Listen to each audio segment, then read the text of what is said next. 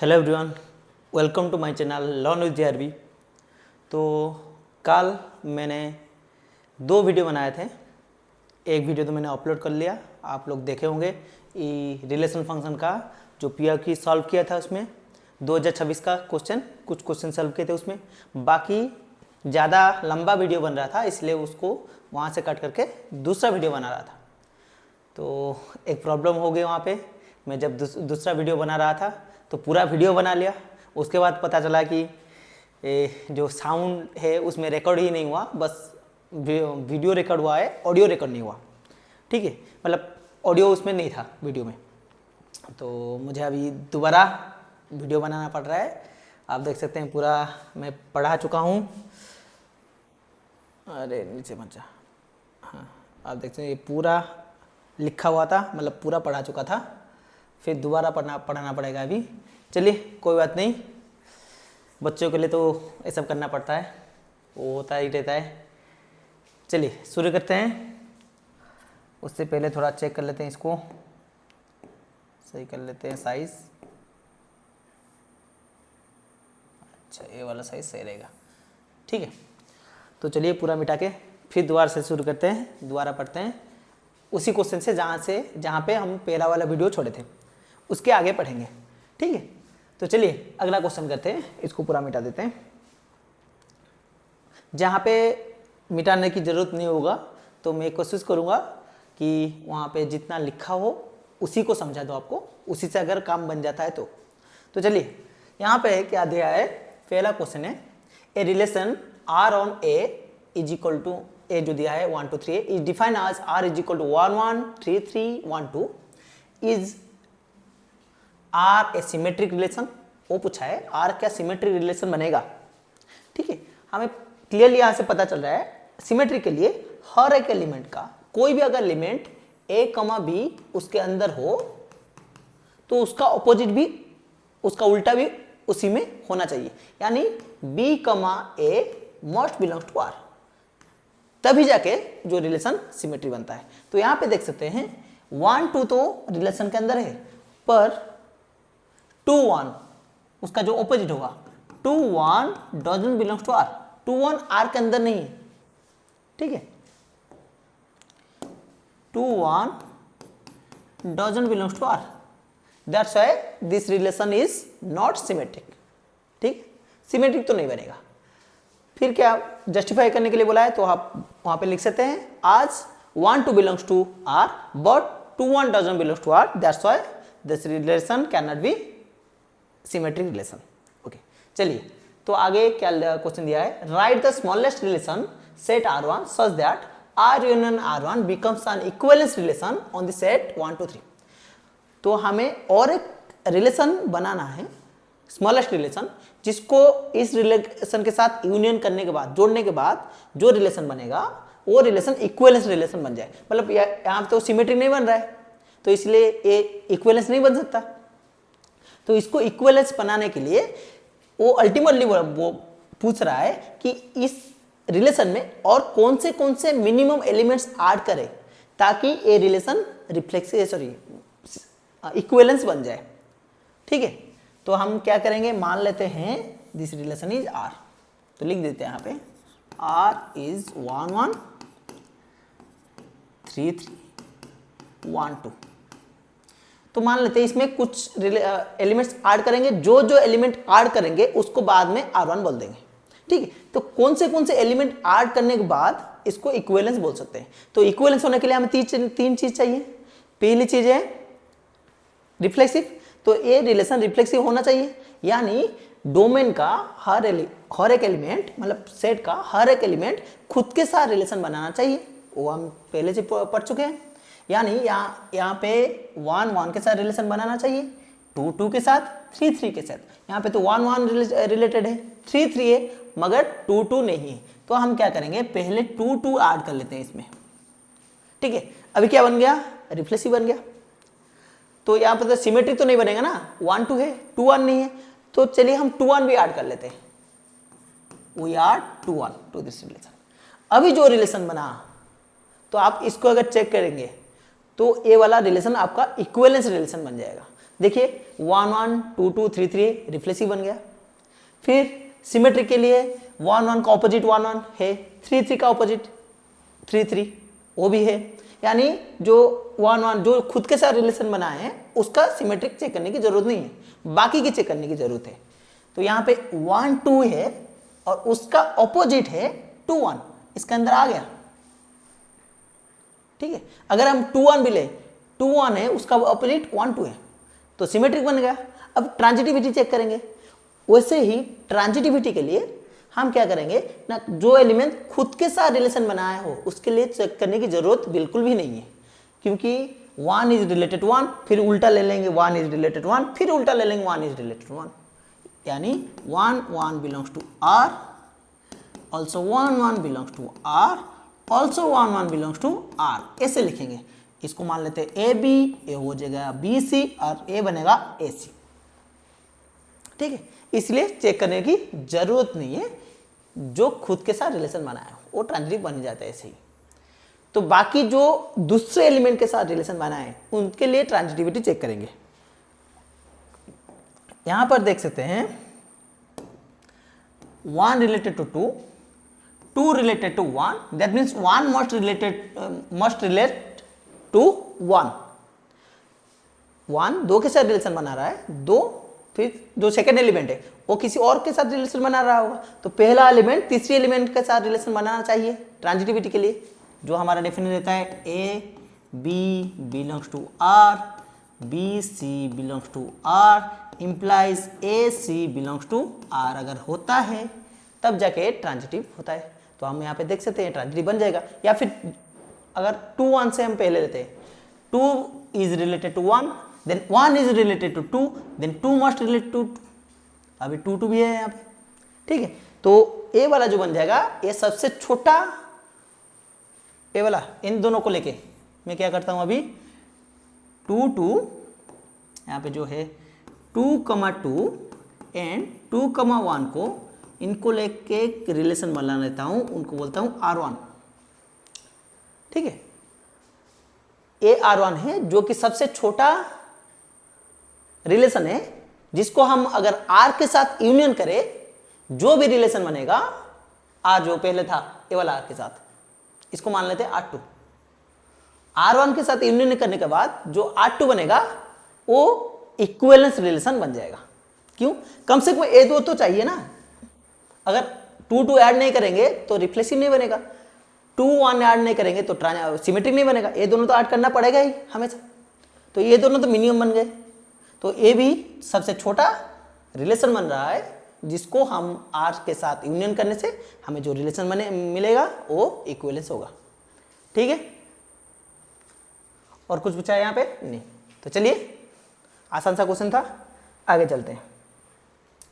अच्छा, इसको भी सॉल्व कर लिया था मैंने, तो शायद इसको मैं यहीं पे एक्सप्लेन कर लेता हूँ थोड़ा सा, क्योंकि पहले से आप थोड़ा एडजस्ट कर लीजिए इस बार, क्योंकि मैं पहले से पढ़ा चुका था, फिर दोबारा उसको लिखूँगा तो बहुत लंबा वीडियो बन जाएगा।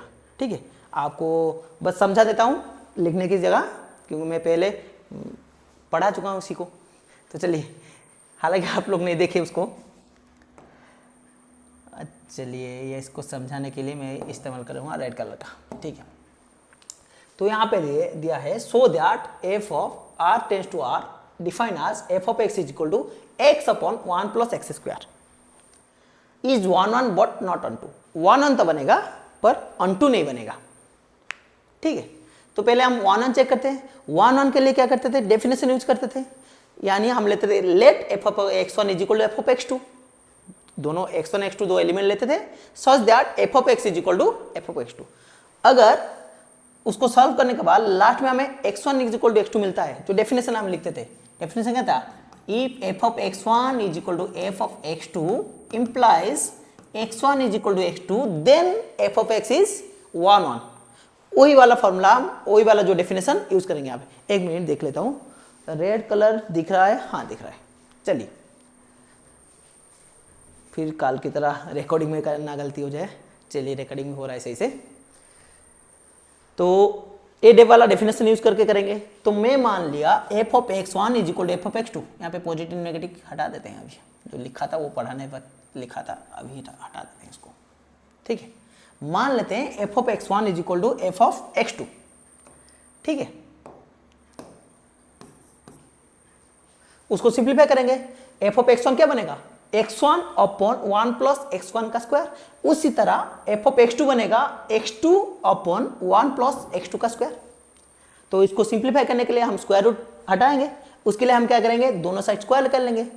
वो स्क्वायर्ड बोथ साइड, आप लिख सकते हैं स्क्वायरिंग बोथ साइड्स। यहाँ पे अगर एग्जाम में लिखना आपको लिखना होगा, थोड़ा थोड़ा लिखें क्या, squaring both sides. Both side square करने के बाद हमें मिला x1 का स्क्वायर अपॉन 1 प्लस x1 का square is equal to x2 का स्क्वायर अपॉन 1 प्लस x2 का स्क्वायर। ठीक है, हैंडराइटिंग इतना गंदा है अभी। चलिए, तो उसके बाद इसको बस सिंप्लीफाई करते हैं, क्रॉस मल्टीप्लाई कर लेंगे। x1 का स्क्वायर के साथ इसका डिनोमिनेटर आके मल्टीप्लाई हो जाएगा और इसका डिनोमिनेटर जाके वहाँ पे मल्टीप्लाई हो जाएगा। क्रॉस मल्टीप्लाई कर ली, करने के बाद उसको सिंप्लीफाई करते हैं। तो यहाँ इसको अगर ओपन करेंगे डिस्ट्रीब्यूशन प्रॉपर्टी यूज करके, ये बनेगा x1 का स्क्वायर प्लस x1 का स्क्वायर इंटू x2 का स्क्वायर, इसके साथ मल्टीप्लाई हुआ, ये मिला। ठीक है, उसी तरह राइट हैंड साइड में सिंप्लीफाई कर लिए बस, x2 का square multiplied by 1 plus x2 का स्क्वायर मल्टीप्लाइड बाई x1 का स्क्वायर। ठीक है, अभी हम दोनों साइड x1 का स्क्वायर x2 का स्क्वायर घटा देते हैं, काट देते हैं। अभी उसके बाद घटा नहीं रहे, सब्ट्रैक्ट नहीं करें, काट रहे हैं यहाँ पे, तो एक ही बात है। तो x1 का स्क्वायर माइनस x2 का स्क्वायर बन जाएगा अभी 0। एक ही साइड ले आते हैं दोनों को, x1 का स्क्वायर x2 का स्क्वायर को इस साइड ले आते हैं। ठीक है, तब बनेगा x1 minus x2 x1 plus x2 is equal to 0, जो कि a plus b into a minus b का फॉर्मूला है। A square minus b square is equal to a plus b into a minus b. तो चलिए, अभी क्या करना है, अभी थोड़ा आपको देखना है, अभी समझना है। क्या समझना है हमें, तो दो सॉल्यूशन बन रहे हैं। एक बना है, इसको मिटा के अच्छे से लिख देता हूं। एक आपके पास सामने आ रहा है x1 is equal to x2 मिलेगा, और दूसरा आ रहा है x1 प्लस x2। या तो देखिए अच्छे से लिख देते हैं इसको, या तो x1 minus x2 equal to 0 बनेगा, या फिर x1 plus x2 equal to 0 बनेगा। ठीक है, तो हम चाहे इसको भी ले सकते हैं, चाहे इसको भी ले सकते हैं, पर हमें इसमें एक को नेग्लेक्ट करना पड़ेगा, क्योंकि अगर हम इसको लेते हैं x1 is equal minus x2 बन जाएगा, तो 1 का बोलना मुश्किल हो जाएगा, 1 नहीं बोल सकते। तो हम क्या करेंगे, अभी चेक करेंगे। थोड़ा सा यहाँ पे ध्यान देना है आपको। अगर यहाँ पे देखो f ऑफ x1 जो है, इसको थोड़ा छोटा कर लेते हैं, मेरे थोड़ा सा कहाँ पे, हाँ इसको थोड़ा साइड में ले आते हैं। आ जा भाई थोड़ा सा, हाँ इतना चलेगा, थोड़ा छोटा कर लेते हैं, चलेगा इतना। तो चलिए एक मिनट,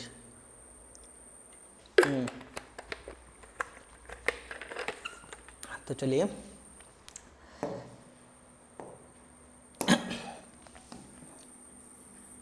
यहाँ पे देखिए, अगर x का वैल्यू पॉजिटिव आता है, x1 x2 दोनों का वैल्यू अगर पॉजिटिव लेंगे, इससे पहले पॉजिटिव लेने से पहले समझिए एक ही, जो एफ ऑफ एक्स है वो किसके ऊपर डिपेंड कर रहा है, वो x के ऊपर डिपेंड कर रहा है। मतलब जो साइन एफ ऑफ एक्स का होगा वो डिपेंड करेगा x के साइन के ऊपर। यानी अगर हम यहाँ पे x को नेगेटिव मान लेते हैं, यहाँ पर x को अगर नेगेटिव मान लेते हैं, अरे आ जाए, x को अगर नेगेटिव मान लेते हैं तो एफ ऑफ एक्स नेगेटिव बन जाएगा ना। क्यों? क्योंकि देखिए जो डिनोमिनेटर है स्क्वायर रूट में है, square root always gives a positive value, absolute value देता है ना। किसी के नंबर का स्क्वायर रूट निकालेंगे तो एब्सोल्यूट वैल्यू मिलता है, मतलब पॉजिटिव वैल्यू मिलेगा। तो यानी डिनोमिनेटर हमेशा पॉजिटिव तो आ जाएगा। और तब फंक्शन का वैल्यू किसके ऊपर डिपेंड करता है, जो फंक्शन का वैल्यू नेगेटिव होगा या पॉजिटिव होगा वो डिपेंड करेगा उसके न्यूमरेटर के ऊपर। अगर न्यूमरेटर पॉजिटिव होगा तो फंक्शन पॉजिटिव बनेगा, न्यूमरेटर अगर नेगेटिव होगा फंक्शन का वैल्यू नेगेटिव बनेगा। ठीक है, तो अगर x के ऊपर डिपेंड कर रहा है, ठीक है, अगर x नेगेटिव तो function is negative, if x is positive function is positive. तो अभी देखिए अगर हम यहाँ पे x1 x2 दोनों को पॉजिटिव लेते हैं तब बनेगा f ऑफ x1 पॉजिटिव बनेगा, f ऑफ x2 भी पॉजिटिव ही बनेगा, यानी दोनों इक्वल हो सकते हैं। f of x1 can be equal to f of x2, ठीक है, पॉजिटिव इक्वल टू पॉजिटिव। अगर दोनों को नेगेटिव ले लें, if x1 less than 0 and x2 is also less than 0, तब क्या होगा, उस टाइम भी दोनों नेगेटिव आएंगे, f ऑफ x1 भी नेगेटिव होगा, f ऑफ x2 भी नेगेटिव होगा, दोनों नेगेटिव हो गए। अगर दोनों नेगेटिव होते हैं तो दोनों इक्वल हो सकते हैं। ठीक है, अभी आता है हमारा जो इंपॉर्टेंट पार्ट, अगर एक को मैं पॉजिटिव ले लूं दूसरा को मैं नेगेटिव ले लूं तब क्या होगा। अगर x1 को मैं पॉजिटिव ले लेता हूं तो x1 बनेगा, f ऑफ x1 बनेगा पॉजिटिव, x2 को मैं नेगेटिव ले लेता हूं तो f ऑफ x2 बनेगा नेगेटिव। ठीक है, a बन जाएगा नेगेटिव, a बन जाएगा पॉजिटिव, a बन जाएगा पॉजिटिव।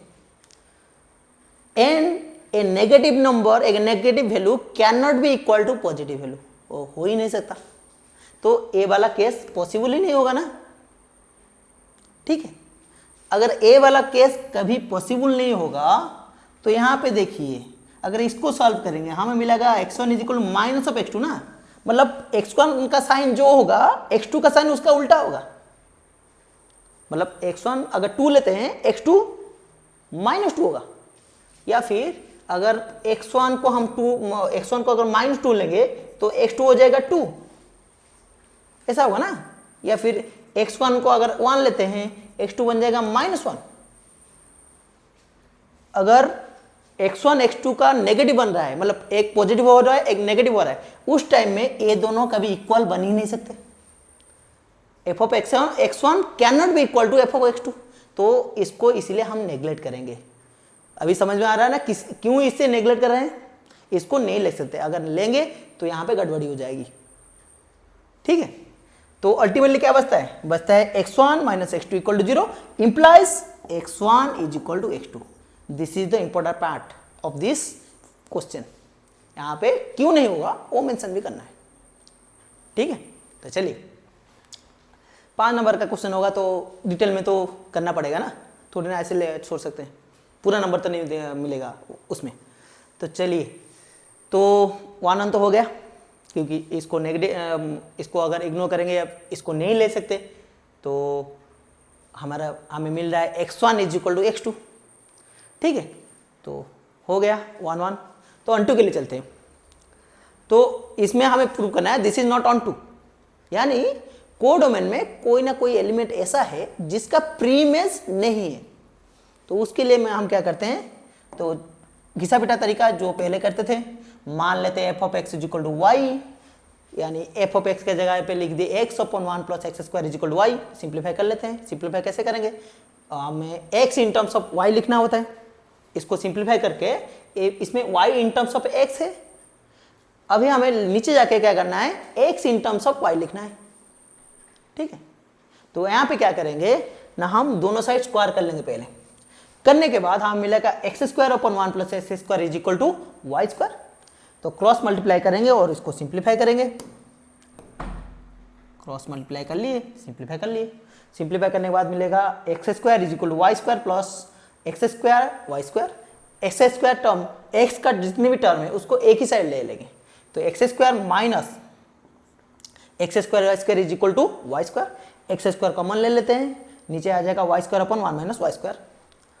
ठीक है जी, नाउ यहाँ पे देखिए एक्स स्क्वायर वैल्यू आप बन रहा है, तो एक्स का वैल्यू क्या बनेगा, plus minus square root of y square upon 1 minus y square. यहाँ पे प्लस माइनस लिख रहा हूँ, याद रखना क्यों प्लस माइनस लिख रहे हैं। यहाँ पे जो डोमेन है वो रियल नंबर है, पॉजिटिव रियल नंबर नहीं है। आगे जाके क्वेश्चन करेंगे उसमें डोमेन को हम यहाँ पे नेगेटिव साइन को इग्नोर करेंगे, सिर्फ पॉजिटिव साइन लेंगे।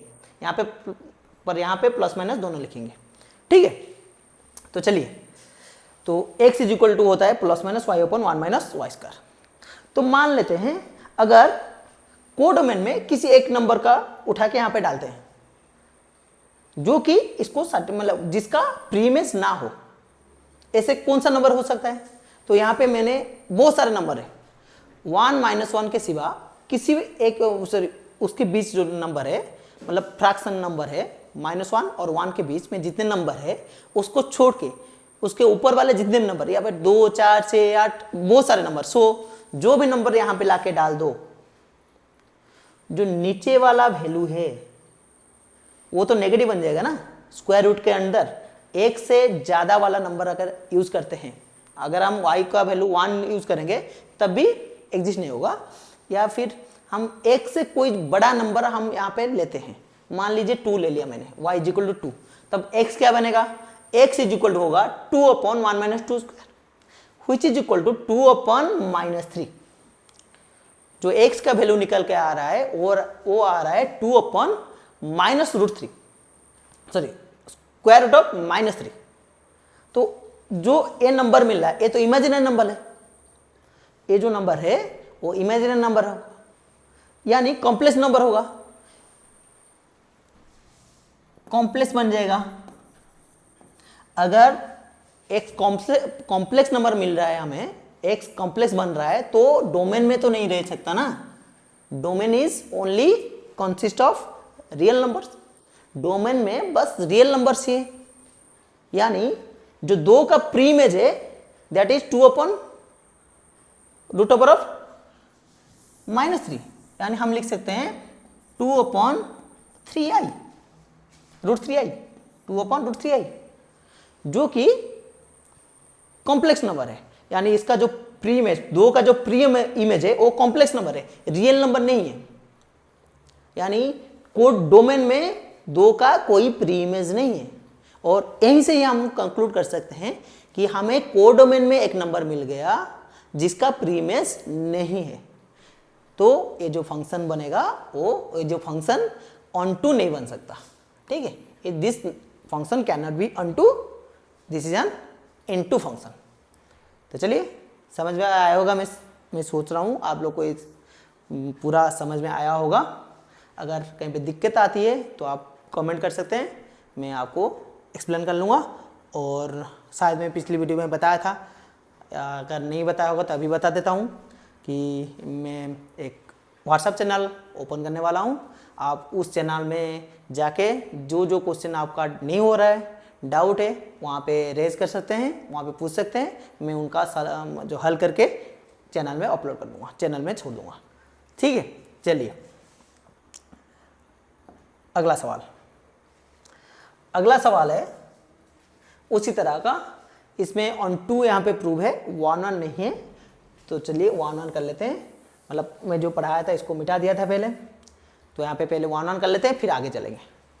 तो 1 1 के लिए क्या करते हैं, वही घिसा पिटा तरीका कि late f(x1) is equal to f(x2). अगर इससे हम निकाल सकते हैं कि x1 is equal to x2, तो ये 1 1 बन जाएगा डेफिनेशन के तहत जो पिछली बार किए थे। तो यहाँ पे फंक्शन है 4x1 का, यहाँ पे बन जाएगा f(x1) बनेगा 4x1 का square plus 4x1 minus 5 is equal to 4x2 का square plus 4x2 minus 5। -5 plus 5 दोनों साइड कैंसिल, तो बचेगा, अभी 4 भी कॉमन लेके काट सकते हैं, तो बचेगा x1 का स्क्वायर, सबको एक ही साइड ले आते हैं, 4 कॉमन लेके काट देंगे और सबको एक ही साइड ले आते हैं। जो आप लोग 12th में पढ़ रहे हो तो इतना तो कर सकते हो कि स्टेप स्किप करके कैसे करना है सिंप्लीफिकेशन, वो कर सकते हो आप लोग। तो x1 का स्क्वायर प्लस x1 माइनस, यहाँ पे x2 का स्क्वायर होगा, इस साइड आएगा, तो x1 minus x2 is equal to 0। यहाँ पे बनेगा x1 minus x2 into x1 plus x2 plus x1 minus x2 equal to 0। अगर हम x1 माइनस x2 कॉमन ले लेते हैं यहाँ से, x1 माइनस x2 को कॉमन ले लेते हैं, तब बचेगा x1 plus x2 plus 1 is equal to 0। यानी हमें क्या मिला यहाँ पे, x1 minus x2 equal to 0 या तो x1 plus x2 plus 1 equal to 0। या तो ये 0 होगा, दोनों नंबर मल्टीप्लाई बन के होके 0 बन रहे, यानी दोनों में से कोई एक नंबर कम से कम 0 होना चाहिए। तो यहाँ पे देखिए, अगर इसको 0 मानते हैं तो बनेगा x1 is equal to x2, पर इसको क्या हम 0 मान सकते हैं? सवाल ये है। ये कभी भी 0 नहीं होगा। क्यों नहीं होगा? थोड़ा यहाँ पे डोमेन में ध्यान दीजिए, is not equal to 0। Domain कौन सा है? Domain is positive real numbers including 0। Domain is positive real numbers including 0, यानी जो भी डोमेन में है वो पॉजिटिव नंबर्स है। और x1 x2 जो है वो पॉजिटिव डोमेन में ही तो है ना, वो हम निकाले f ऑफ x1, यानी x1 must be belongs to domain.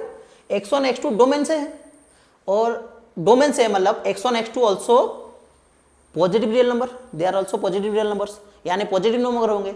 x1 is positive, x2 is also positive, दोनों positive plus positive is positive, plus 1 which is also a positive number. तीनों पॉजिटिव नंबर मिलके पॉजिटिव नंबर ही मिलेगा ना, 0 तो नहीं बन सकते।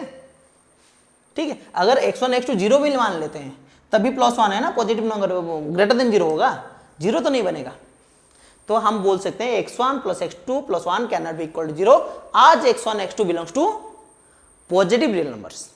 ठीक है, तब बन जाएगा 1 1। ठीक है, तो हम लिए थे f of x1 is equal to x2, हमें मिला x1 is equal to x2, तब ये फंक्शन बन जाएगा 1 1। ठीक है, चलिए आगे चलते हैं, ऑन टू प्रूव करेंगे। तो इसमें उसी तरह पिछली बार की तरह थोड़ा सॉल्व करेंगे। कैसे, इसको थोड़ा ध्यान रखना कैसे करते हैं ऑन टू प्रूफ, तो अच्छे से समझना इसको। यहाँ पे ही बच्चों को दिक्कत आती है, 1 ऑन आसान रहता है, सब कर लेते हैं, ऑन टू में थोड़ा दिक्कत रहता है। तो इसको समझने की कोशिश करते हैं। चलिए मैं थोड़ा कौन सा कलर इसको यहाँ पे देखते हैं, लाइट क्लीन कैसा चल रहा है, दिख रहा है ना यहाँ पे? अच्छा होगा रेड यूज कर लो, अच्छा दिख रहा है शायद, red colour is better. Okay, चलिए पिंक भी यूज कर सकते हैं, चलिए पिंक यूज करते हैं।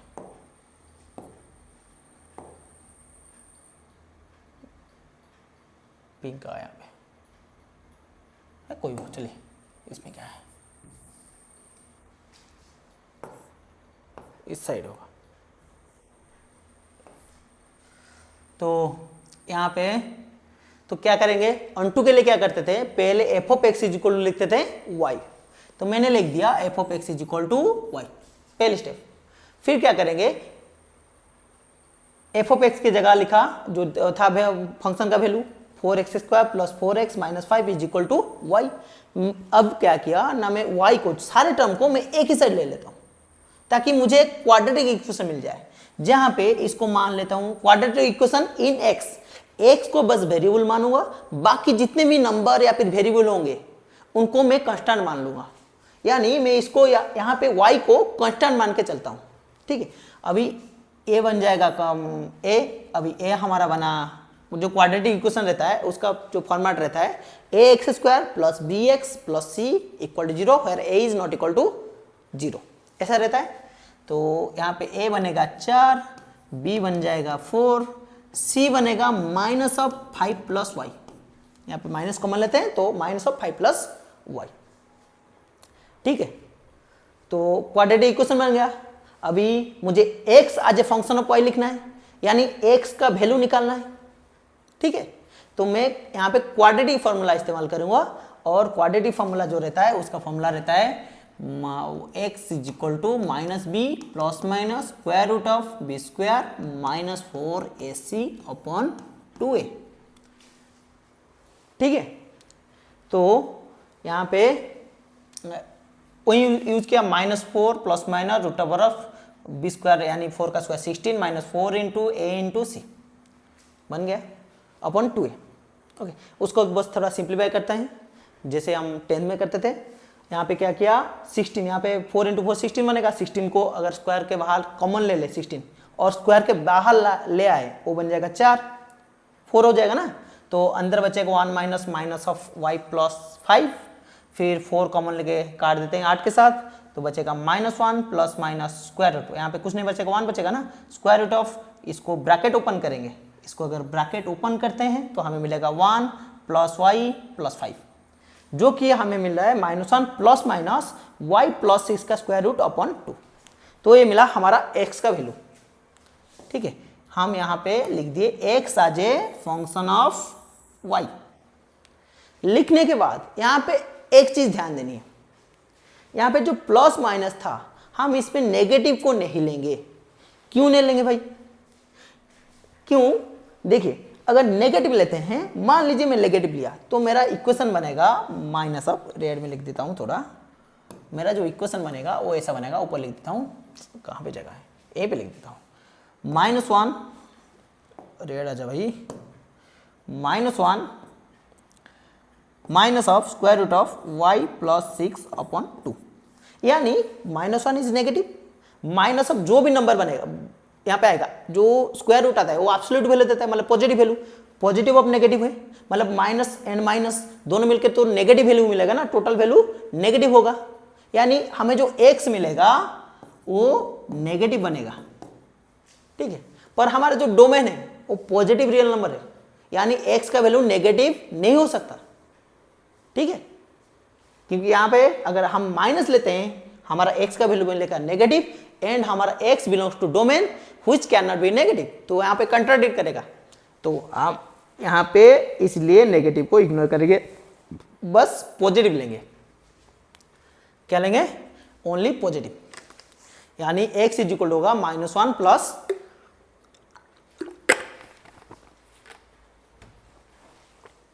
यहाँ पे जो वैल्यू बनेगा x का वो होगा -1 plus square root of y plus 6। ठीक है, तब क्या करेंगे? तो यहां पे देख सकते हो कोडोमेन में जो जितनी भी वैल्यूज है वो कोडोमेन का जो वैल्यू है वो है -5 टू इन्फिनिटी, यानी कोडोमेन का वैल्यू अगर हम पुट करते हैं उसका प्रीमेज होना चाहिए। सबसे जो नेगेटिव नंबर है -5, अगर हम उसको यहाँ पे पुट करते हैं तो हमारा वैल्यू मिलेगा, यहाँ पे मिटा के यहाँ पे कर देता हूँ, हमारा जो x का वैल्यू मिलेगा वो होगा -1 plus root over of -5 plus 6 upon 2, है ना।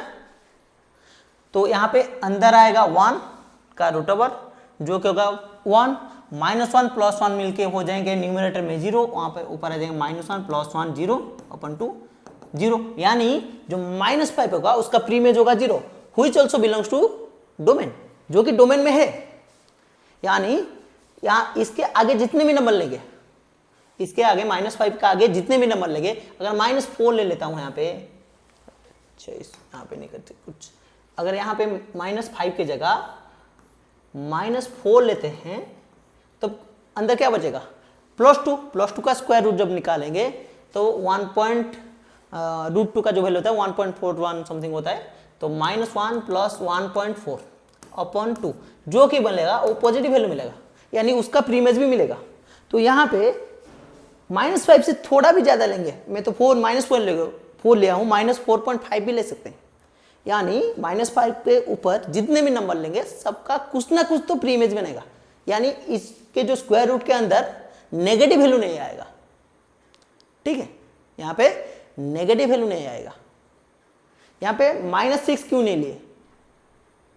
इसका जो रेंज था, अगर इसका रेंज हम सोचे, इसका रेंज होना चाहिए y is greater than equal to -6, -6 भी अगर यहाँ पे डाल दे -1/2 होना चाहिए, मगर जो रिजल्ट आएगा -6 डालने के बाद वो -1/2 होगा, मतलब -6 का प्रीमेज -1/2 होगा जो कि डोमेन में नहीं रहेगा, मतलब उसका preimage is not in the domain, मतलब उसका प्रीमेज डोमेन में नहीं है, मतलब ऑन टू नहीं बनेगा।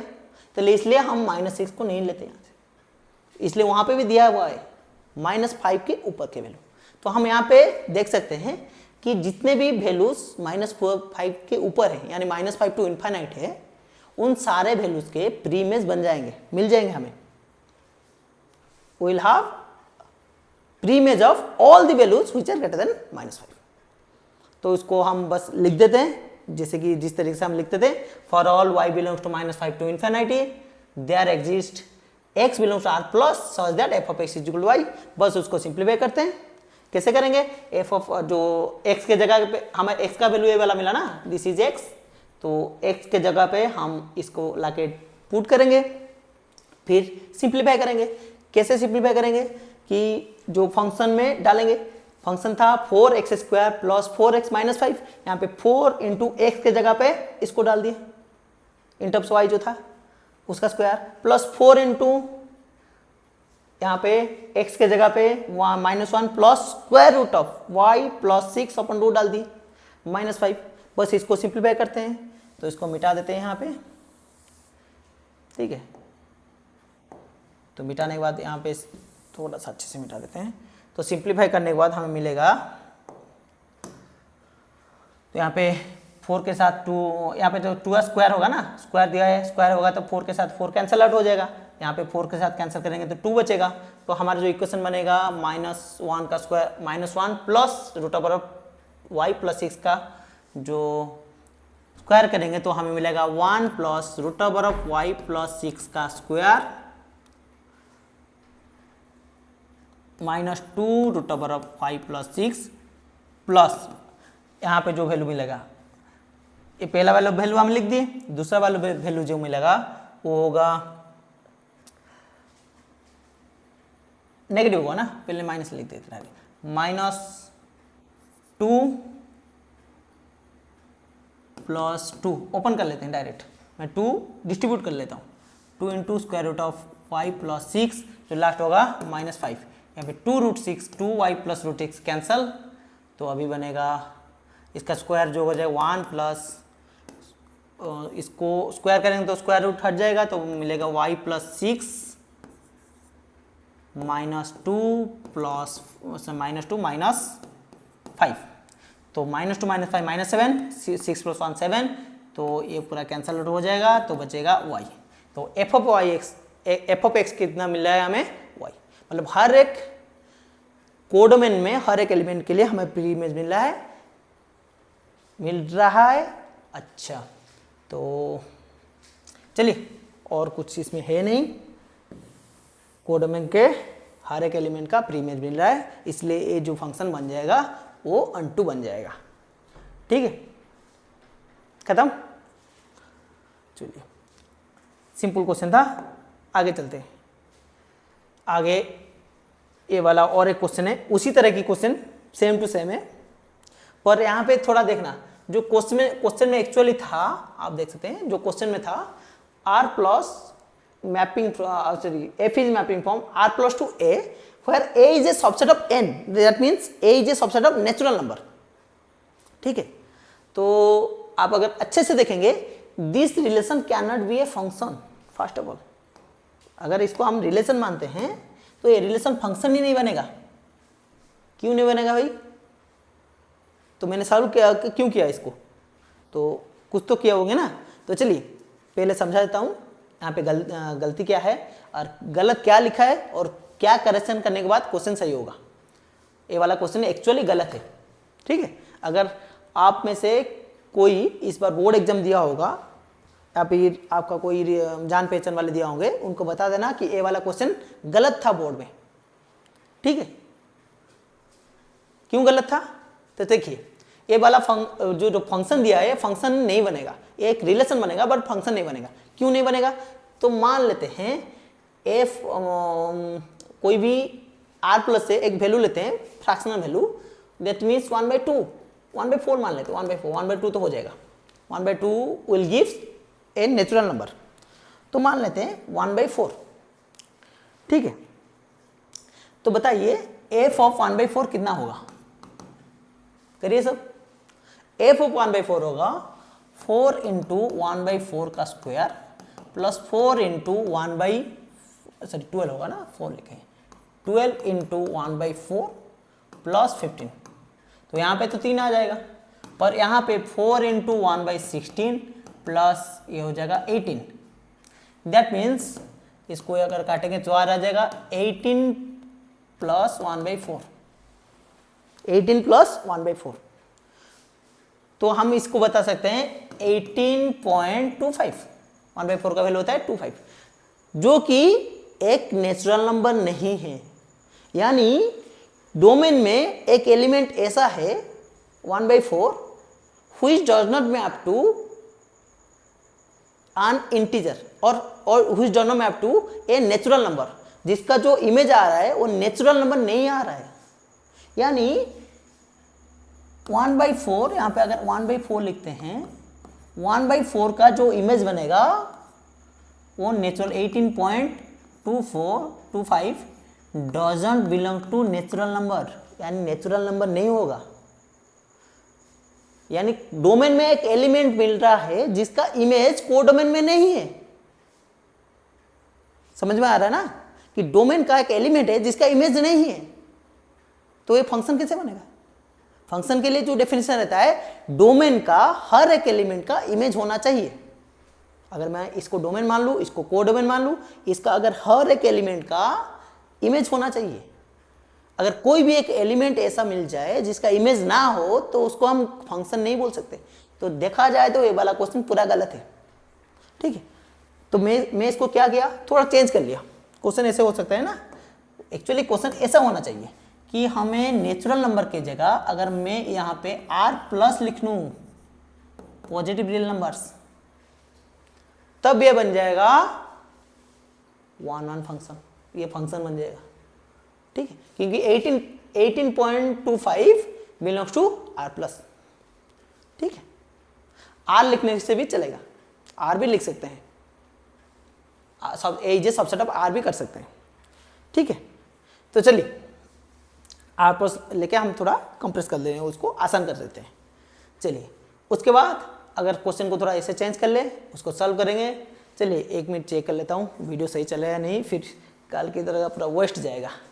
तो 40 मिनट भी हो चुका है, थोड़ा जल्दी जल्दी करेंगे, ज़्यादा वीडियो लंबा नहीं करेंगे। जो पिछला वीडियो था वो 1.5 घंटा का था।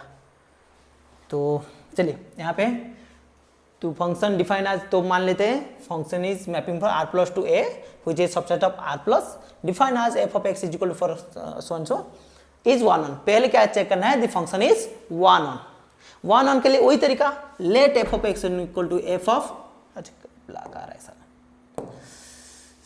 सॉरी यहाँ पे आ रहा है ब्लैक। तो चलिए, तो f(x1) बन रहा है, मान लेते हैं f(x1) is equal to f(x2)। तो उसी तरह से सिंप्लीफाई करेंगे, f(x1) बनेगा 4x1 का square plus 12x1 plus 15, f(x2) बनेगा 4x2 का स्क्वायर प्लस 12x2 प्लस 15। यहाँ पे 15 कैंसिल आउट दोनों साइड, फिर सबको एक साथ ले लेंगे।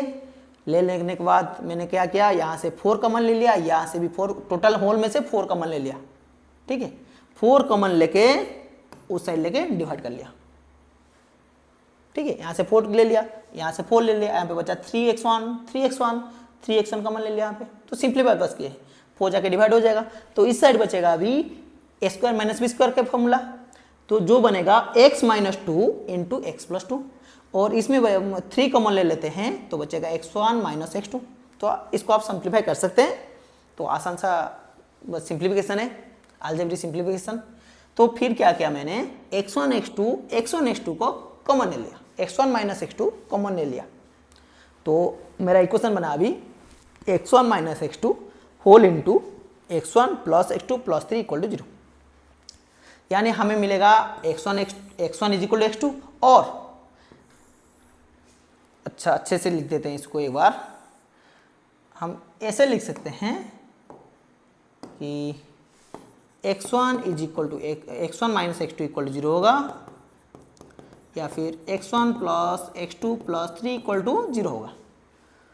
पर यहाँ पे देखो जो डोमेन है क्या है, पॉजिटिव रियल नंबर, यानी x1 positive, x2 positive, 3 is positive, तीनों का सम ऑलवेज ग्रेटर देन 3 होगा, ग्रेटर देन 3 होगा ना, 3 से भी तो ज़्यादा होगा ना, ये दोनों पॉजिटिव नंबर है और 3 से 8 रहे हैं, 8 हो रहे हैं, मतलब 3 से तो बड़े होंगे।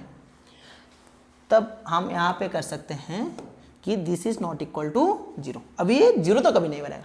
अगर ये 0 नहीं बन रहे तो कंपल्सरीली हमें पता है कि दोनों नंबर मल्टीप्लाई होकर 0 बन रहे, एक नहीं बनेगा 0 तो दूसरा तो बनना तय है ना, दूसरा तो कंपल्सरी 0 बनना पड़ेगा उसको।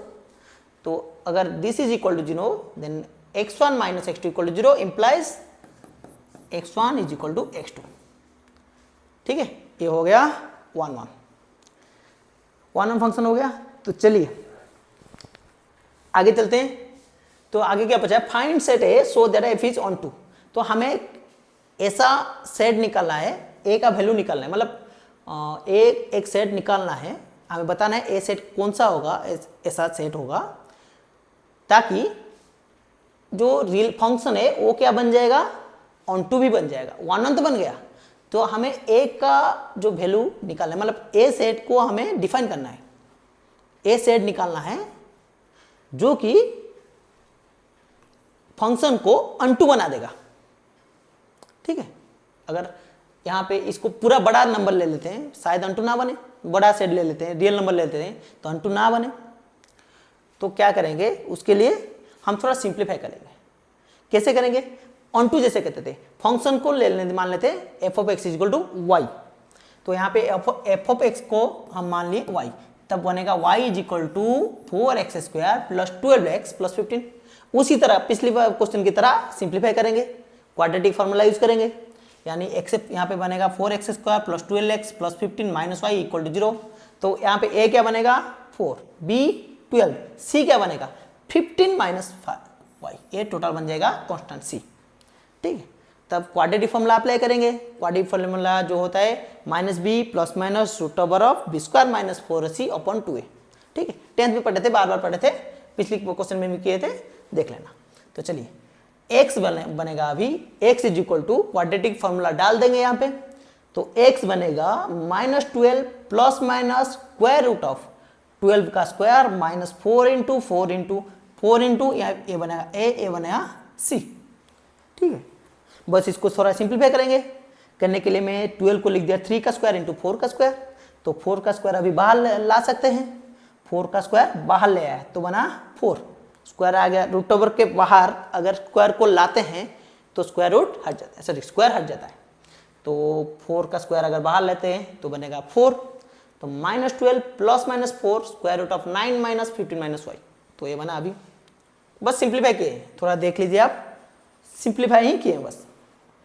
ठीक है, तो चलिए, तो नीचे बन जाएगा 2a इज इक्वल टू 8। तो फिर क्या किया ना, मैं इसमें से न्यूमरेटर में से 4 कॉमन लेके डिवाइड कर लिया नीचे 8 के साथ, तो मुझे मिला -3 plus minus square root of 9 minus 15 plus y upon 2। तो इसको थोड़ा सिंप्लीफाई करते हैं तो बनेगा -3 plus minus square root of y minus 6 upon 2। अब ए बना x।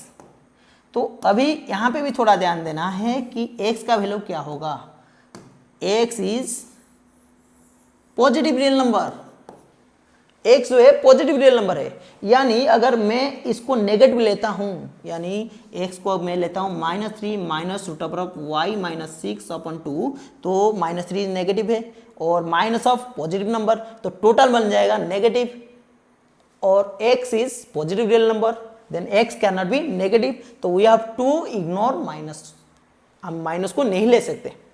तो अभी बचा x is equal to -3 plus square root of y minus 6 upon 2। ठीक है, तो ये तो मिल गया, पर हमें a कैसे पता चलेगा। आप थोड़ा अभी 11th का कंसेप्ट यहाँ पे ऐड करते हैं। तो ये पूछा है r का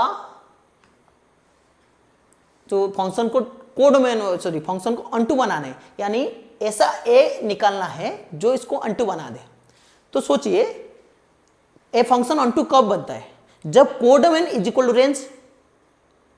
अगर अनटू का डेफिनेशन आपको याद होगा, a function is onto when its codomain is equal to its range.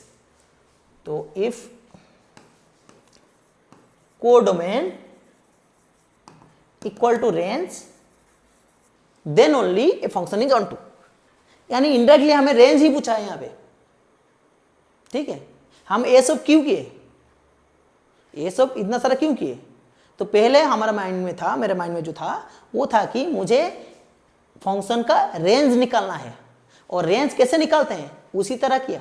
यहाँ पे 11 आपको अगर याद होगा 11th में जो करते थे, कैसे करते थे, रेंज निकालते थे, f of x is equal to y मान लेते थे, फिर x is a function of y लिखते थे, फिर जो फंक्शन बनता था एफ ऑफ एक्स, सॉरी जो function y in terms of y में बनता था, x is equal to function of y बनता था, उसका डोमेन निकालते थे। मतलब डोमेन नहीं, मतलब यहाँ पे चेक कर लेते थे y का वैल्यू क्या क्या बन सकता है। तो यहाँ पे देखा जाए जो y का वैल्यू बन रहा है, तो y can be greater than equal to 6। अगर y का वैल्यू 6 से ज्यादा ले रहे हैं, ये एग्जिस्ट करेगा। मगर थोड़ा ध्यान रखना है यहाँ पे अगर रेंज निकाले तो बस रेंज निकालेंगे। अगर डोमेन रियल नंबर होता तो अगर रेंज निकालते तो रेंज होता y is greater than equal to 6, y का वैल्यू 6 से ज्यादा होता।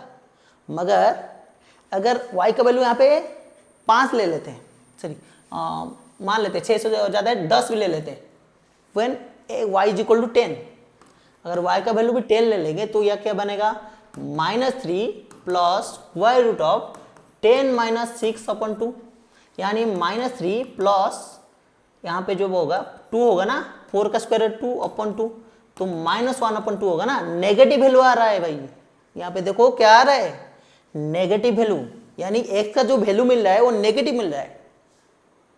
और हमें पता है जो डोमेन एक जो है वो डोमेन में है, डोमेन इज पॉजिटिव, यानी x नेगेटिव नहीं बन सकता। समझ में आ रहा है ना, x नेगेटिव नहीं बन सकता। तो इसीलिए मैं क्या किया यहाँ पे, तो मैं मान लेता हूं जो डोमेन है x तो डोमेन ना, x belongs to domain and x cannot be negative, that means x must be greater than equal to 0, x 0 से बड़ा होगा, पॉजिटिव रियल नंबर होगा। अगर x is greater than 0, that means this expression, this function is greater than 0 होगा। Inequality मिला तो 2 ने के यहाँ पे मल्टीप्लाई करेंगे तो दो साइड 2 मल्टीप्लाई कर देंगे तो हमें इनइक्वलिटी ये वाला मिलेगा। तो इनइक्वलिटी को बस सॉल्व कर लेंगे, ठीक है। इनइक्वलिटी को अगर सॉल्व करते हैं तो -3 उस साइड जाएगा तो +3 हो जाएगा। अच्छा, इनइक्वलिटी सॉल्व करने का स्क्वायर रूट है, स्क्वायर रूट को हटाने के लिए हम क्या कर सकते हैं, दोनों साइड स्क्वायर कर लेंगे, ठीक है। दोनों साइड स्क्वायर कर लिए तो मिला y - 6 is greater than equal to 3,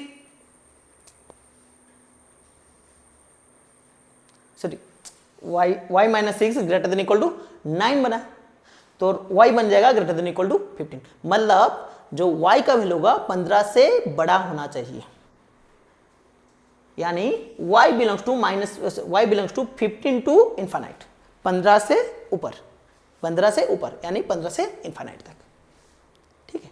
यानी यह जो y का रेंज होगा वो होगा 15 टू इन्फाइनाइट,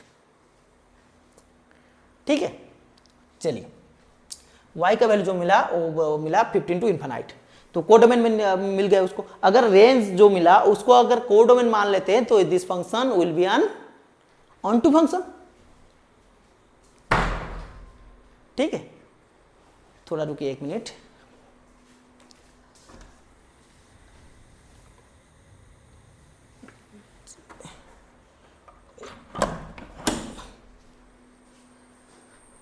चलिए, तो यहाँ पे जो रेंज बनेगा, रेंज इज इक्वल टू बन गया कोडोमेन, ठीक है।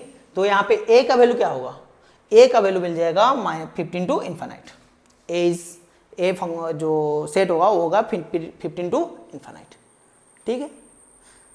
फिर क्वेश्चन पूछा है also find if there exist a belongs to R plus such that f of a is equal to 7, ठीक है। तो अभी देखिए इसका जो रेंज में मिल रहा है इसको यहाँ पे लिख देते हैं। तो f का जो डोमेन है R प्लस, रेंज है 15 टू इन्फाइनाइट, यानी जो भी इसका x मैप करेगा वो 15 के ऊपर वाले नंबर को मैप करेगा। इस f ऑफ x अगर डाल दूं वो 15 f of x will be greater than equal to 15। तो यहाँ पे लिखा है, क्वेश्चन दिया है कि f of a is equal 7 बन सकता है क्या, यानी f of a maps to 7। किसी भी ए का वैल्यू हम लेते हैं पॉजिटिव रियल नंबर जिसका वैल्यू होगा, अगर एफ ऑफ ए डाले तो वो 7 बन सकता है क्या, कभी नहीं, क्योंकि रेंज तो 15 है ना, 15 के ऊपर नंबर होगा। एफ के अंदर जो भी डाले नंबर डाले, जो भी वैल्यू आएगा एफ ऑफ एक्स वो 15 के ऊपर आएगा, उसके नीचे नहीं आ सकता। और इसका वैल्यू जो है 7 है, 15 के नीचे, मतलब there is no a in domain that is no positive real number a such that f of a is equal to 7। ठीक है, कोई भी ऐसा ए नहीं मिलेगा। चलिए, समझ में आया ना पूरा? आई होप आप सबको समझ में आया होगा। तो चलिए अगला सवाल करते हैं, और इसके आगे वाले सवाल जो है बहुत आसान वाले सवाल हैं। तो prove that the function is I think is 1 1 1 not 1 2। 1 1 के लिए वही घिसा पिटा तरीका, मान लेते हैं f of x is equal to f of x 2 उसको, और एफ ऑफ एक्स क्या बन जाएगा, x1 क्या बनेगा, n के जगह पे x1 पुट करेंगे, x1 का square plus x1 plus 1 is equal to x2 का स्क्वायर प्लस x2 प्लस 1, दोनों साइड वर्ड कैंसल, फिर बस सबको एक साथ लेके सिंप्लीफाई करेंगे। करने के बाद यहाँ पे मिलेगा x1 minus x2, x1 plus x2 plus x1 minus x2। उसी तरह पिछले क्वेश्चन में किए थे, बस यहाँ पे a square minus b square का फॉर्मूला डाल दिए, और यहाँ पे फिर कॉमन ले लिए x1 माइनस x2 कॉमन ले लेंगे तो a मिलेगा। तो उस पिछले क्वेश्चन में भी पढ़े थे, अगर either this will be 0, x1 minus x2 will be 0 और x1 plus x2 plus 1 will be 0। मगर यहाँ पे जो डोमेन है वो है natural number. Natural number means positive होते हैं, तीनों नेचुरल नंबर का sum, natural number plus 1 is also a natural number, 3 natural number का सम कभी 0 नहीं बन सकता, यानी दिस कैन नॉट बी 0। अगर a 0 नहीं बनेगा ऑब्वियसली a वाला 0 बनेगा, तो हमें मिल जाएगा x1 is equal to x2। ठीक है, आसान है। और हमें चेक करना है दिस इज नॉट ऑन 2।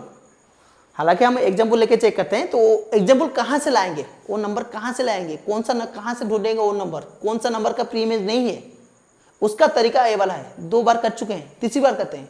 क्या करेंगे, एफ ऑफ एक्स को ले लेते हैं y एफ ऑफ एक्स के जगह लिखे y इज इक्वल टू, मैं n के जगह x को रिप्लेस करता हूँ, तो y is equal to x square plus x plus 1।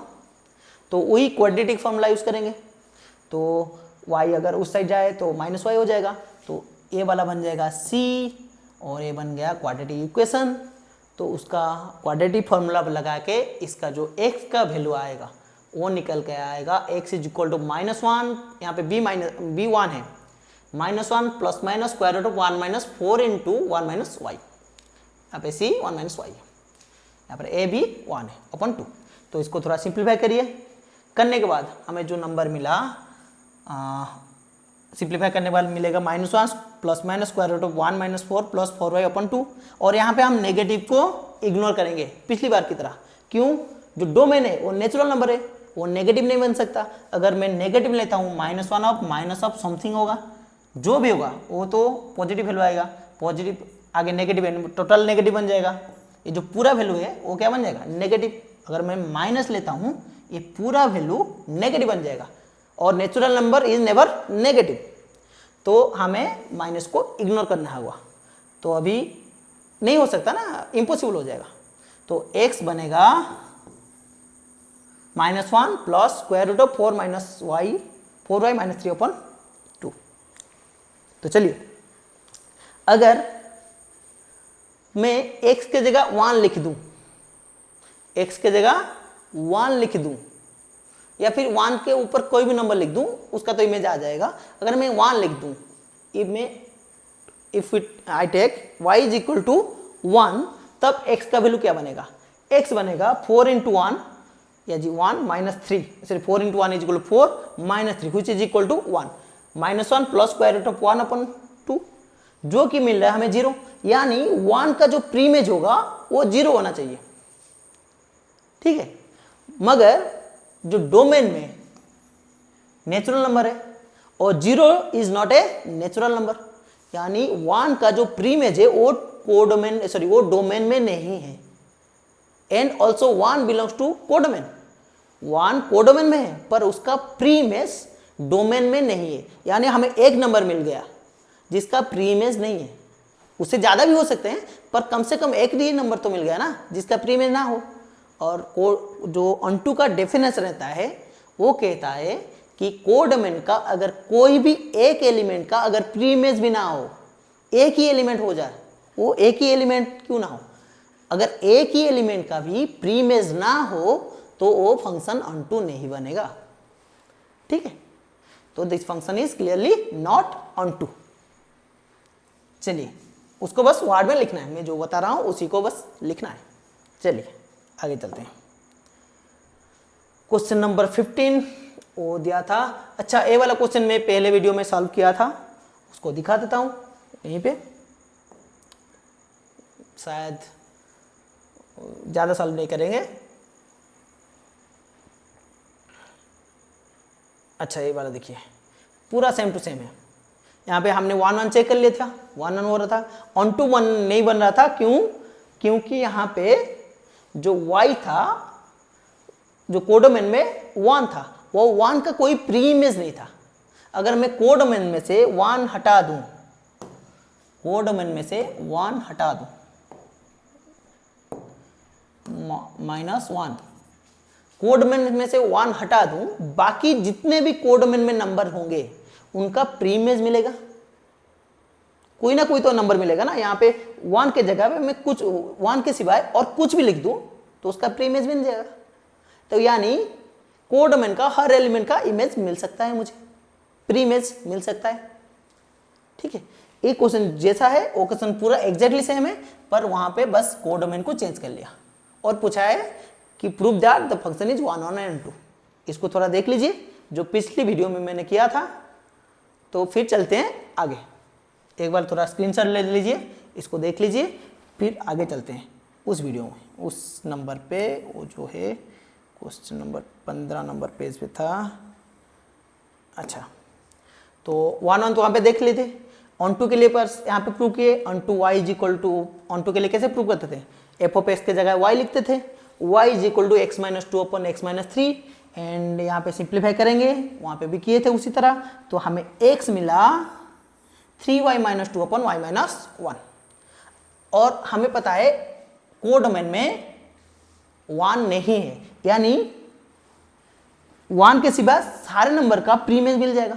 यहाँ पे हमें इस फंक्शन से हमें पता है y के जगह पे 1 के सिवा अगर कुछ भी लिख दूं उसका प्री इमेज मिलेगा, कोई ना कोई वैल्यू तो मिलेगा ना। तो हमें पता चल रहा है कि ये वाला फंक्शन ऑन टू हो जाएगा। तो उसको लिखेंगे ऐसे, तो वही घिसा पिटा तरीका जो होता है, for all y belongs to codomain that is r minus -1, there exist x belongs to domain that is r minus 3, such that f of x is equal to y। और उसको कैसे सिंप्लीफाई करेंगे, दैट इज इन एसेंस, इसका जो meaning रहता है that is हम बोल देते हैं, पर वो जो एक्चुअली उसका रहता है फुल फॉर्म वो इन एसेंस। अगर जरूरत हो हम देख सकते हैं, जो एग्जामिनर देखेगा, एफ ऑफ एक्स, एक्स के जगह हम लिख दिए 3y माइनस 2 अपॉन 1, एक्स के जगह लिखे तो एफ ऑफ एक्स जो फंक्शन था वो x minus 2 upon x minus 3 था। x यहाँ पे x के जगह पे हम ले y 3y minus 2 upon y minus 1, तो ऊपर भी लिखे x के जगह, नीचे भी x के जगह पे हम लिखेंगे 3y minus 2 upon y minus 1। ठीक है,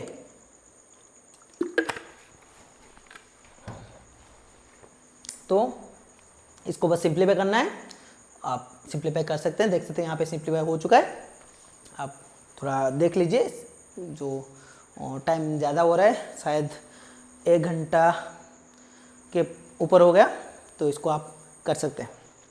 ठीक है, ज़्यादा टाइम इसमें नहीं देंगे। तो चलिए आगे चलते हैं। आगे वैसा ही क्वेश्चन है, एक क्वेश्चन को भी हम पहले कर चुके हैं। वहाँ पे मॉडुलस था और यहाँ पे मॉडुलस नहीं है, यानी एब्सोल्यूट वैल्यू नहीं है। वहाँ पे p था, प्राइम नंबर था, यहाँ पे नेचुरल नंबर है, नेचुरल नंबर नहीं, कोई नंबर n है। तो रिफ्लेक्सिव, तो हमें चेक करना है r is equal to x comma y such that x minus y is divisible by n, determine if r is an equivalent relation और नॉट। तो ये वाला इक्विवेलेंस रिलेशन होगा या नहीं हम चेक करेंगे। तो रिफ्लेक्सिव के लिए मान लेते हैं कोई नंबर x है, and as we know x minus x is always 0 and 0 is divisible by any number except itself. 0 खुद के सिवाय तो सारे नंबर से डिवाइड होता है, यानी x minus x is 0 which is divisible by n. That means x minus x belongs to r, r में रहेगा और x के जगह पे हम किसी भी नंबर को मान लेते हैं, 5, 6, 7, 8 कुछ भी नंबर मान लो, तो हर नंबर खुद के साथ रिलेशन बनाएगा, यानी आज x को हम क्या लेते हैं आर्बिट्ररी नंबर, तो r रिफ्लेक्सिव बन जाएगा, r इज रिफ्लेक्सिव। ठीक है, सिमेट्री के लिए उसी तरह करते हैं जैसे करते थे, let x a b belongs to r, ऐसे होता ना रिफ्लेक्सिव के लिए, हमें a b अगर r में है और b a b r में है तो बन जाएगा रिफ्लेक्सिव, सॉरी सिमेट्रिक।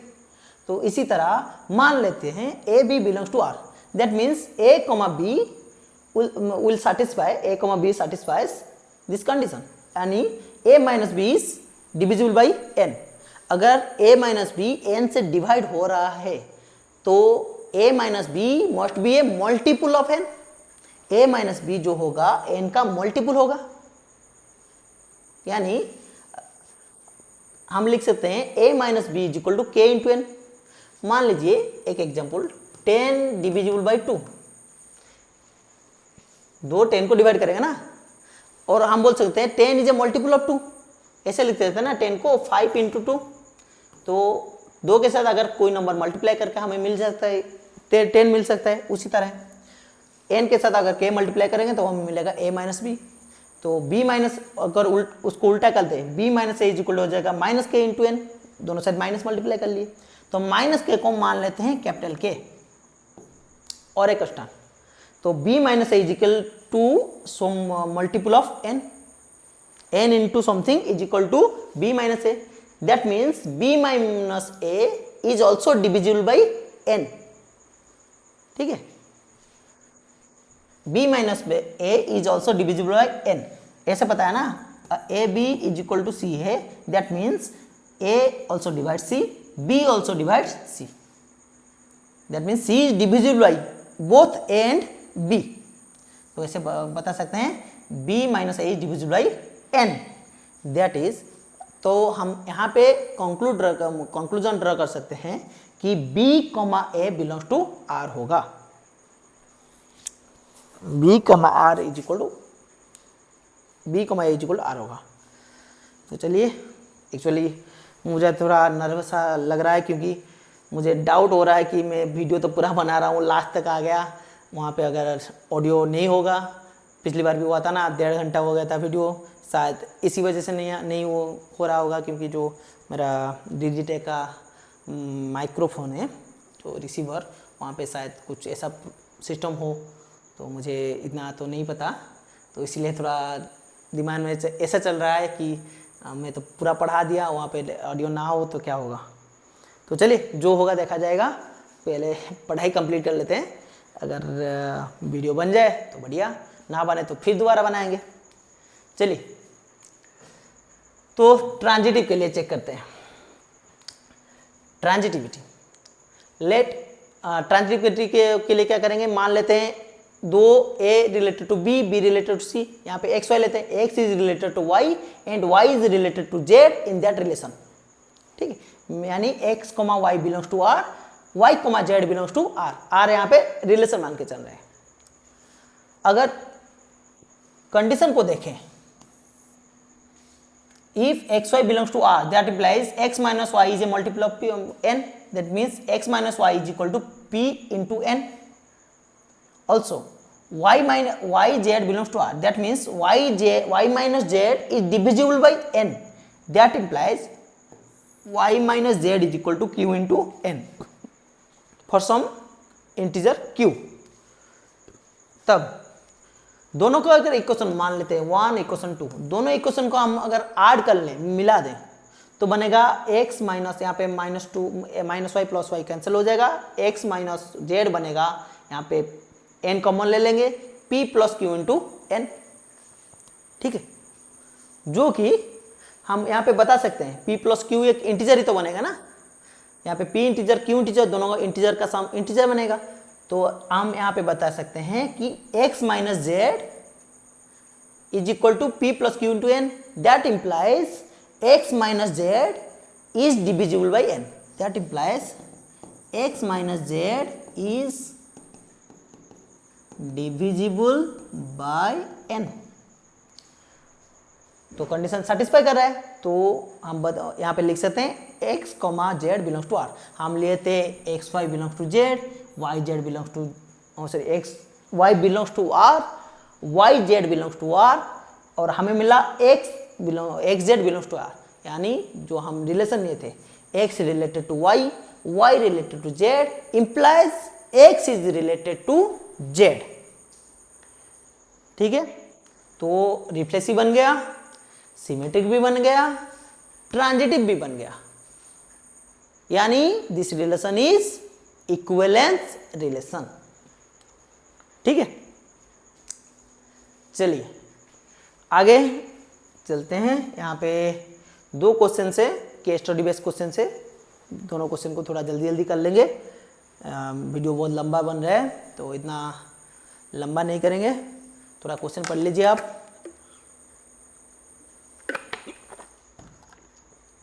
तो यहाँ पे जो क्वेश्चन है, school wants the students of class 12 to do a project on sustainability keeping the world environment in mind. they select the students participants on the basis of an essay writing competition. 7 students out of 80 students, 80 are selected for the project and are categorized into 2 sets such that।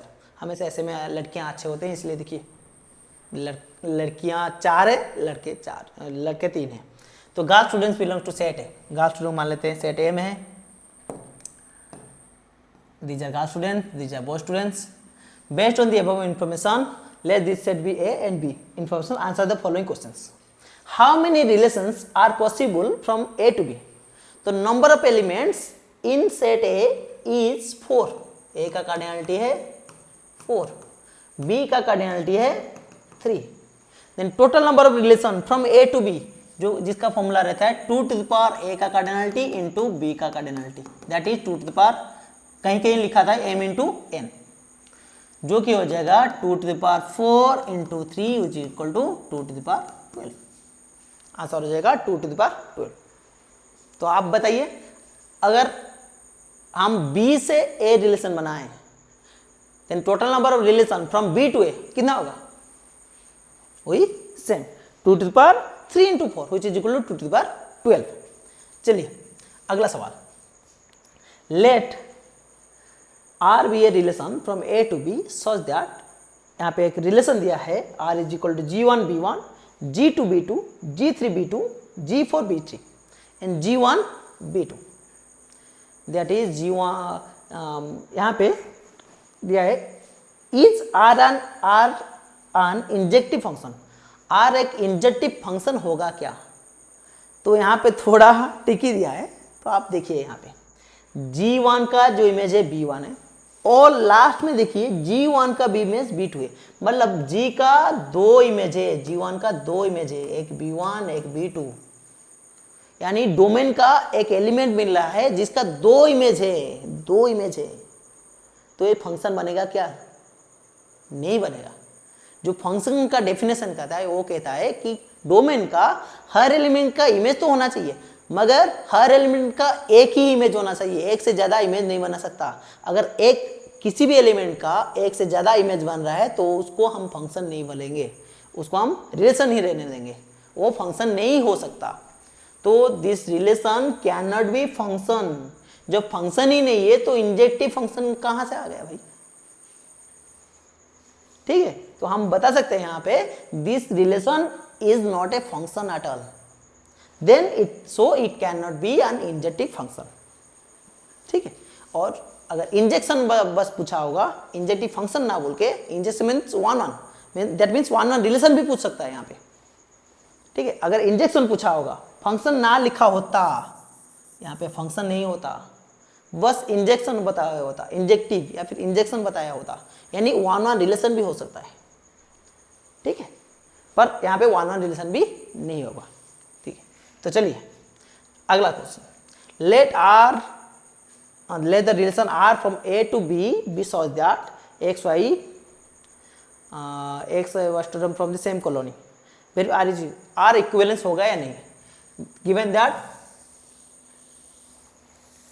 इसको मिटा देते हैं, given that R x and y are student from same colony, that means अगर दोनों यहाँ पे A to A दिया ना, लड़की आती है, दोनों लड़की सेम कॉलोनी में रहते होंगे तब जाके वो रिलेशन में होंगे, या फिर नहीं तो रिलेशन में नहीं होंगे। दैट मीन्स यहाँ पे जो लिखा है R is equal to x comma y such that x and y are from same colony, same colony.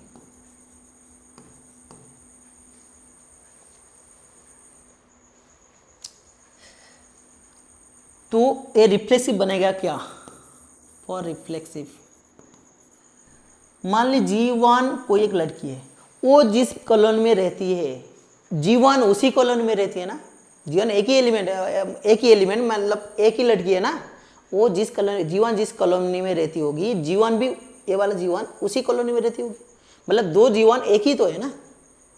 That means every G1 is related to G1, मतलब every girl is related to their girl.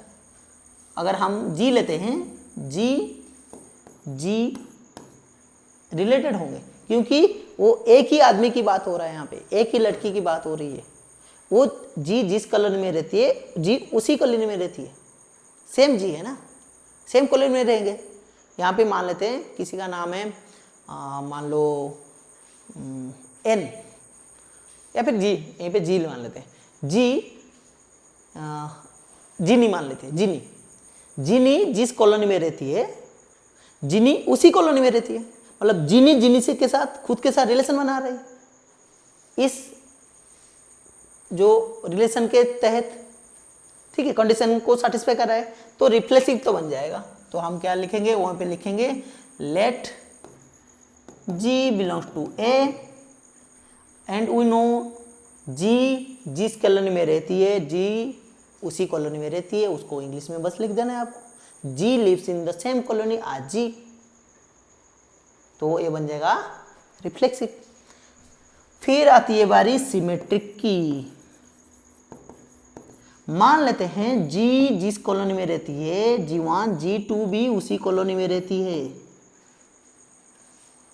मान लेते हैं G1 G2 belongs to R, यानी G1 जिस colony में रहती है, G2 उसी कॉलोनी में रहती है, तो मैं उसको उल्टा करके ये बोल सकती हूँ ना कि G2 जिस कॉलोनी में रहती है, G1 भी उसी कॉलोनी में रहती है, उल्टा करके बोल दिया मैंने।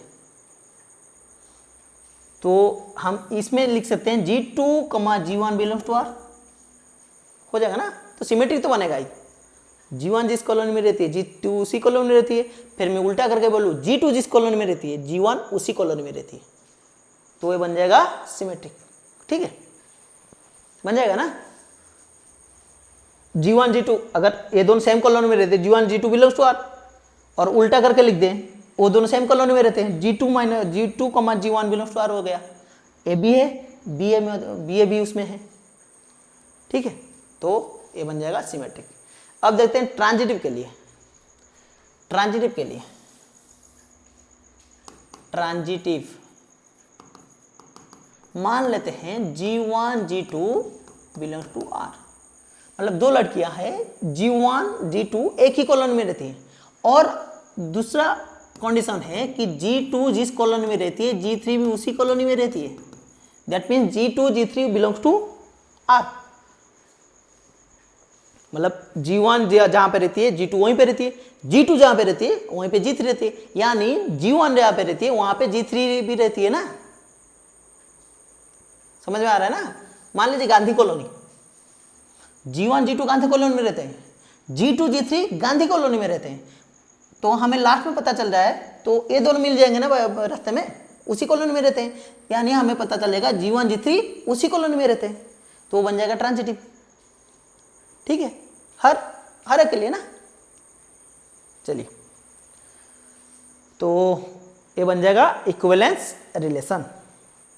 तो चलिए अगला सवाल, बी जो है verify if any function f from f is mapping from B to A is bijective, give reason to.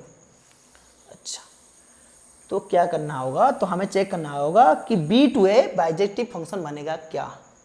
तो इसको के लिए जो पहले लिए जो बनाए थे उसको बना लेते हैं। यहाँ पे b इसको लेते हैं a, b में है b1 b2 एंड b3, यहाँ पे g1 g2 g3 g4, ठीक है। अच्छा, अगर आपको डेफिनेशन अच्छे से याद होगा या फिर आप पढ़े होंगे अच्छे से, तो आप ये बात जानते होंगे कि दो जो ए फंक्शन जो होगा ए से टू बी से मैप कर रहा है या फिर बी टू ए एक फंक्शन मैप कर रहा है, तो function a function one on कब बनेगा और अन टू कब बनेगा और वन ऑन अन टू कब बनेगा। इसके लिए 3 कंडीशन थे। पहला कंडीशन था वन ऑन के लिए, ए फंक्शन कब वन ऑन बनेगा, जब डोमेन का cardinality n of domain, number of elements in domain is less than number of element of codomain. अगर डोमेन का जितने भी एलिमेंट है कोडोमेन में उससे ज्यादा एलिमेंट हो तब जाके वन ऑन फंक्शन बन सकता है। इक्वल हो या फिर ज्यादा हो तब जाके वन ऑन बनेंगे। यानी डोमेन में जितने एलिमेंट हो गए, कोडोमेन है अगर उससे ज्यादा एलिमेंट है, बराबर है या फिर ज्यादा है, तब जाके वन ऑन फंक्शन बन सकते हैं। ऑन टू के लिए क्या है, 2 number onto. For onto number of elements in domain is less than is greater than number of elements in codomain. अगर कोडोमेन में जितना एलिमेंट है उससे ज्यादा एलिमेंट डोमेन में है, तब जाके ऑन टू बन सकता है। यानी कोडोमेन में जितना, अगर कोडोमेन में 4 एलिमेंट है, डोमेन में 4 या फिर उससे ज्यादा एलिमेंट है, तब जाके ऑन टू फंक्शन बनेगा, नहीं तो ऑन टू फंक्शन नहीं बनेगा।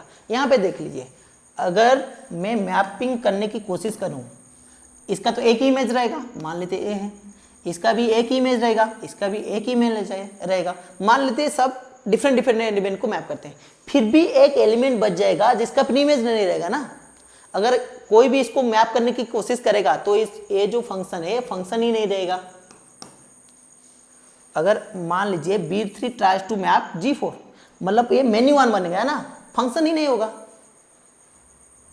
तो कोई ना कोई एलिमेंट ऐसा बच जाएगा, अगर कोडोमेन में ज्यादा एलिमेंट्स है ना, कोई ऐसा एलिमेंट बच जाएगा जिसका प्रीमेज नहीं होगा। अगर हमें यहाँ पर B4 B5 होते, number of element in domain are greater than number of element in codomain, यानी इन दोनों इसको मैप कर सकते हैं, ठीक है ना। इसका हर एलिमेंट का प्रीमेज हो सकता है, समझ में आ रहा है ना। तो ये दोनों चीज आपको याद रखना होगा। नंबर वन ऑन कब बनेगा, जब number of element in domain is less than number of element in codomain, less than और इक्वल टू। ऑन टू कब बनेगा, जब number of element in codomain is greater than equal to number of element in domain. Third चीज होगा, third चीज क्या है, one onto mean bijective. ये फंक्शन बाइजेक्टिव कब बनेगा, if number of element in domain is equal to number of element in codomain. Domain में जितना एलिमेंट है अगर कोडोमेन में उतना ही एलिमेंट है, तब जाके जो function one onto both होगा, यानी बाइजेक्टिव होगा, ठीक है। तो यहाँ पे क्या पूछा है, बाइजेक्टिव होगा क्या। यहाँ पे number of element in codomain is 4, number of element in domain is 3, तो दोनों बराबर नहीं है, तो यहाँ पे बाइजेक्शन पॉसिबल नहीं है, ठीक है। अगर यहाँ पे पूछा होता क्या ये फंक्शन वन बनेगा, तो हम बोल सकते थे हाँ ऐसा कोई फंक्शन मिल सकता है जो वन होगा। अगर पूछता कि क्या ऐसा कोई फंक्शन मिल सकता है जो ऑन टू होगा, तो भी वहां पे गलत आंसर होता। ऐसा कोई भी फंक्शन नहीं मिलेगा जो ऑन टू होगा इसमें। क्योंकि number of element is codomain is greater than number of element in domain. ठीक है, समझ में आ रहा है ना। चलिए आगे चलते हैं। लास्ट सवाल, इसको आप खुद कर लेना, बहुत आसान सवाल है, तो फिर भी देख कर लेते हैं थोड़ा सा। तो पहला क्वेश्चन है यहाँ पे, तो पिछली बार तो पढ़ाया था, मुझे याद है, आप लोग देख लेना, थोड़ा क्वेश्चन पढ़ लेना।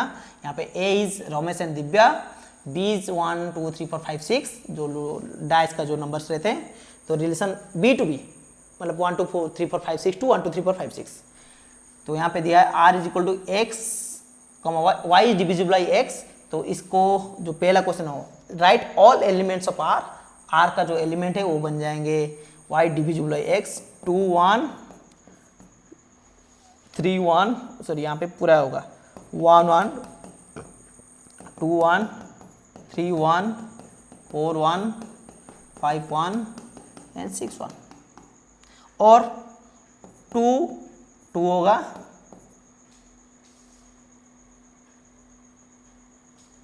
4 2 होगा, 6 2 होगा। The number which are divisible by 2, फिर हो जाएगा 3 3 6 3, फिर आएगा 4 4 4, जो नंबर 4 से डिवाइड होंगे, और कौन होगा 5 5 एंड 6 6। इसको अगर सारे एलिमेंट को एक जगह लिख दे, वो जो रिलेशन बनेगा वो बनेगा आर। यहाँ पे write all the elements of R, these are the elements of R. Find whether R is reflexive और नॉट। हमें देखना है आर रिफ्लेक्सिव होगा क्या। रिफ्लेक्सिव के लिए हर एक एलिमेंट खुद के साथ रिलेशन बनाना होगा, मतलब रिलेशन बना होना चाहिए, यानी every element must related to itself. तो देखें 1 is related to 1, 2 is related to 3 related to 3, 4 related to 4, 5 related to 5, 6 related to 6। every element in this set B is related to itself, that means the relation is reflexive। ठीक है, आसान है ना। चलिए आगे चलते हैं। Check whether the R is R in B symmetric और नॉट। हमें चेक करना है ये वाला रिलेशन होगा सिमेट्रिक होगा क्या। सिमेट्रिक तो दिख रहा है बिल्कुल नहीं होगा। देखिए यहाँ पे इसको ग्रीन कर लेते हैं।